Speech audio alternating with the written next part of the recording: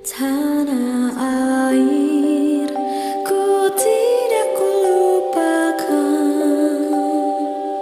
kan terkenang selama hidupku. Biarpun saya pergi jauh, tidak akan hilang dari kalbu. Tanahku yang ku cintai, engkau ku hargai.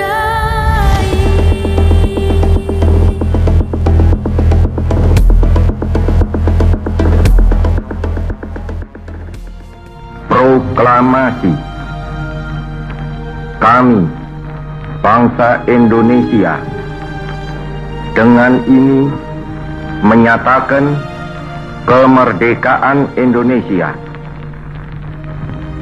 Hal-hal yang mengenai pemindahan kekuasaan dan lain-lain diselenggarakan dengan cara saksama dan dalam tempo yang sesingkat-singkatnya.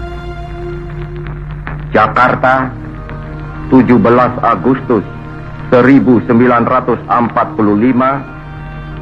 atas nama bangsa Indonesia, Soekarno-Hatta. Assalamualaikum warahmatullahi wabarakatuh. Perkenalkan, nama saya Andita Swaprahesti Rahendra dari SMA Negeri 1 Kawadanan. Sebagai bangsa Indonesia, patutnya kita berbangga karena Indonesia mempunyai segudang sejarah yang benar-benar membanggakan dunia. Sebagai penerus bangsa, kita dituntut untuk memegang ujung tombak perjuangan bangsa Indonesia. Banggalah kita karena mempunyai para pahlawan yang benar-benar bisa menggemparkan dunia. Salah satunya adalah Bung Karno yang akan kita bahas biografinya. Biografi Bung Karno. Tahun 1901, Soekarno kecil biasa dipanggil Kusno. Lahir pada Kamis Pon tanggal 6 Juni 1901 di Lawang Siketeng, Surabaya. Anak kedua dari Sukemi Sastrodihardjo dan Ida Ayu Nyoman Rai. Istrinya yang pertama bernama Utari Cokro Aminoto, putri sulung dari Bapak Haji Umar Said Cokro Aminoto. Mereka berdua bercerai karena Soekarno melanjutkan studinya ke Bandung. Istrinya yang kedua bernama Inggit Ginarsih. Mereka berdua menjalin asmara pada saat Soekarno melanjutkan pendidikannya di Bandung. Lalu tahun 1943, Insinyur Soekarno menceraikan Inggit Ginarsih dikarenakan tidak mau dimadu dan tidak memiliki anak. Istrinya yang ketiga bernama Fatmawati. Mereka berdua bertemu pada saat Insinyur Soekarno diasingkan ke Bengkulu. Mereka berdua dikaruniai 5 orang anak, yaitu Guntur Soekarno Putra, Megawati Soekarno Putri, Sukmawati Soekarno Putri, Rahmawati Soekarno Putri, dan Guruh Soekarno Putra. Ibu Fatmawati juga dikenal sebagai Ibu Negara Indonesia. Kemudian tahun 1916, lulus dari ILS atau European Larger School yang ada di Mojokerto, melanjutkan ke HBS atau Harger Barger School yang ada di Surabaya atas bantuan Haji Umar Said Cokro Aminoto. Dan dalam bukunya yang berjudul Penyambung Lidah Rakyat Indonesia oleh Sidi Adam halaman 46-47, Soekarno pernah menyebutkan bahwa seluruh waktuku kuhabiskan untuk membaca. Lalu tahun 1921 lulus dari HBS dan melanjutkan ke THS atau Tekniska Hogeschool T Bandung dan merupakan 11 pelajar dari pribumi. Tahun 1926 lulus dari THS dengan gelar insinyur jurusan teknik sipil dan beliau menemukan istilah Marhainisme sehingga dikenal dengan Bapak Marhain Indonesia. Pada tahun yang sama menyusun artikel dengan judul Nasionalisme, Islamisme, dan Marxisme yang dimuat dalam surat kabar Suluh Indonesia Muda yang mengatakan bahwa seluruh golongan yang ada di Indonesia harus bersatu untuk menghancurkan kolonialisme dan imperialisme untuk menuju Indonesia yang merdeka.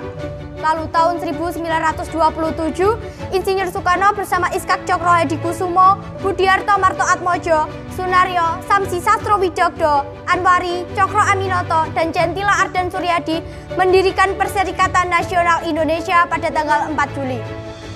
Kemudian tahun 1929 dalam bukunya Di Bawah Bendera Revolusi Jilid 1, Insinyur Soekarno pernah menyebutkan, kaum imperialis perhatikan, apabila dalam waktu dekat pertempuran Pasifik akan menggeledak dan menyambar-nyambar membelah angkasa, dan apabila dalam waktu dekat Samudra Pasifik akan menjadi merah semerah darah dan bumi yang ada di sekitarnya akan bergetar karena bom-bom dinamik, pada saat itulah kami, bangsa Indonesia, akan melepaskan belenggu penjajahannya dan menjadi bangsa yang merdeka. Kemudian pada tahun 1930 di depan pengadilan kolonial Belanda, Insinyur Soekarno menyampaikan pidato pembelaannya dengan judul Indonesia Menggugat. Lalu beliau divonis 4 tahun penjara dan dijebloskan ke penjara Sukamiskin. Tahun 1931, Insinyur Soekarno dibebaskan dengan syarat tidak boleh melanjutkan kegiatan politiknya, namun beliau tetap melanjutkan kegiatan politiknya untuk membebaskan bangsanya. Seorang pemimpin tidak akan berubah hanya karena hukuman.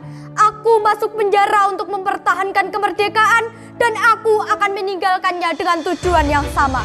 Tahun 1932 bergabung ke Partindo atau Partai Indonesia Raya untuk melanjutkan kegiatan politiknya. Kemudian pada tahun 1933 menyusun risalah Mencapai Indonesia yang Merdeka yang berisi paparan strategi perjuangan bangsa Indonesia untuk mencapai Indonesia yang merdeka. Kemudian beliau ditangkap dan dijebloskan lagi ke penjara Sukamiskin setelah mengadakan pertemuan dengan para pemimpin partai. Lalu tahun 1934 dibawa ke ND Flores tanpa dihakimi dan beliau aktif mempelajari Islam dari buku-buku yang dikirim oleh Haji Ahmad Hasan. Kemudian tahun 1938 dibawa ke Bengkulu bersama keluarganya dan beliau aktif dalam kegiatan Muhammadiyah sebagai pengajar. Tahun 1942 kembali ke Pulau Jawa setelah Belanda menyerah kepada Jepang di Kalijati, Subang.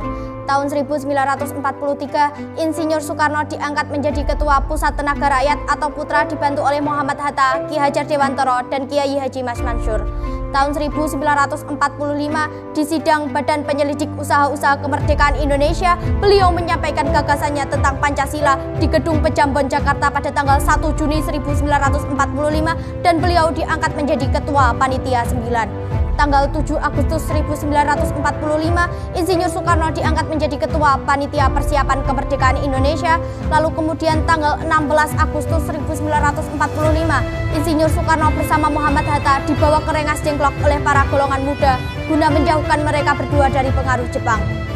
Kemudian pada tanggal 17 Agustus 1945, Insinyur Soekarno dan Muhammad Hatta atas nama bangsa Indonesia memproklamirkan kemerdekaan Indonesia pada Jumat Legi pukul 10 di kediaman Soekarno, Jalan Pegangsaan Timur nomor 56 Jakarta. Bersamaan itu pula bendera Sang Merah Putih yang dijahit oleh Ibu Fatmawati berkibar di angkasa dan dilanjutkan dengan lagu Indonesia Raya.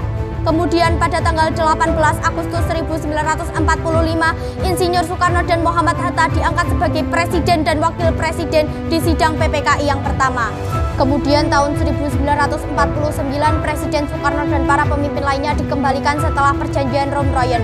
KMB atau Konferensi Meja Bundar antara Indonesia dan Belanda menghasilkan pengakuan secara de jure Indonesia adalah negara di bawah Uni Indonesia Belanda pada tanggal 27 Desember 1949 dan Insinyur Soekarno sebagai Presiden Republik Indonesia Serikat.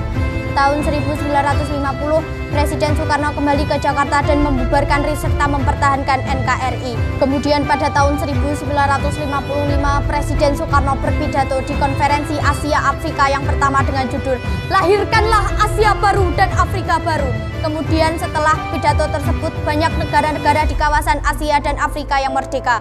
Tahun 1959 mengeluarkan dekret presiden yang berisi 1. Pembubaran lembaga konstituante, yang kedua berlakunya UUD 1945 dan tidak berlakunya UUD 1950, yang ketiga pembentukan MPRS yang beranggotakan DPRS atau utusan-utusan dari daerah-daerah dan golongan serta pembentukan DPAS. Kemudian pada tahun 1960 Presiden Soekarno berpidato di sidang umum PBB dengan judul Tuban Toward New melahirkan dunia baru yang berisi tawaran gagasan nilai-nilai pokok Pancasila dalam program PBB. Kemudian pada tahun 1961 mengomandokan Trikora atau Trikomando Rakyat pada tanggal 19 Desember 1961 yang berisi 1. Gagalkan pembentukan negara boneka Papua oleh kolonial Belanda. Yang kedua, kibarkan sang merah putih di Irian Barat tanah air Indonesia. Yang ketiga, bersiaplah untuk mobilisasi umum mempertahankan kemerdekaan dan persatuan tanah air dan bangsa. Kemudian tahun 1962 dalam bukunya yang berjudul Warisi Api Sumpah Pemuda halaman 135-136, Insinyur Soekarno pernah berkata, "Berilah saya 1000 orang tua, maka saya bersama mereka kiranya dapat memindahkan Gunung Semeru. Tetapi apabila saya diberi 10 pemuda yang bersemangat, berapi-api kecintaannya kepada Indonesia dan tanah tumpah darahnya, maka saya bisa menggemparkan dunia." Kemudian pada tahun 1963 membuka Game of the New Emerging Force atau GANEVO di Jakarta. Kemudian tahun 1964 mengomandokan Dekora. Kemudian tahun 1965 mendeklarasikan Konferensi Islam Asia Afrika atau KIAA di Jakarta. Pada tahun yang sama meletuslah pemberontakan G30 SPKI yang mengakibatkan para pemuda memprakarsai demonstrasi besar-besaran yang ada di Jakarta sehingga lahirlah Tritura atau Tri Tuntutan Rakyat yang berisi 1. Bubarkan PKI. Yang kedua, turunkan harga pangan. Yang ketiga, perombakan Kabinet Dwi Kora. Kemudian setelah aksi tersebut pada tanggal 11 Maret 1966 Presiden Soekarno mengeluarkan surat perintah kepada Letnan Kolonel Soeharto atau yang dikenal dengan Super Semar yang berisi 1. Untuk mengambil segala tindakan yang dirasa perlu untuk terjaminnya keamanan dan ketenangan serta jalannya pemerintahan dan kewibawaan Presiden. Yang kedua, melaksanakan koordinasi pelaksanaan perintah dengan Panglima Angkatan lain. Yang ketiga, untuk melaporkan segala sesuatu yang bersangkut paut dengan tugas dan tanggung jawab seperti tersebut di atas. Kemudian setelah Super Semar, Presiden Soekarno dituntut untuk memberikan pidato pertanggungjawabannya setelah aksi G30 SPKI. Kemudian pada tanggal 10 Januari 1967, Presiden Soekarno memberikan pidato pertanggungjawabannya dengan judul Nawak Sara, yang kemudian pada tanggal 16 Februari 1967 ditolak oleh MPRS. Kemudian pada tanggal 20 Februari 1967, Presiden Soekarno memberikan kekuasaannya kembali ke MPRS. Lalu tanggal 7 Maret 1967, di sidang istimewa MPRS yang berisi mencabut Soekarno dan mengangkat Soeharto sebagai Presiden Republik Indonesia hingga terlaksanakannya pemilu. Lalu tanggal 21 Juni 1970, Insinyur Soekarno wafat di Rumah Sakit Pusat Angkatan Darat yang ada di Jakarta karena jatuh sakit. Kemudian tanggal 22 Juni 1970, Presiden Soekarno dimakamkan di Blitar, Jawa Timur. Demikianlah biografi Soekarno yang dapat saya sampaikan. Banyak sekali nilai-nilai yang dapat kita ambil dari perjuangan beliau, yaitu rasa patriotisme dan nasionalisme dan perjuangan tanpa pamrih untuk memperjuangkan kemerdekaan Indonesia yang sudah terkikis oleh zaman. Sebagai generasi muda patutnya kita mempertahankan negara kesatuan Republik Indonesia agar tetap jaya selamanya. Merdeka!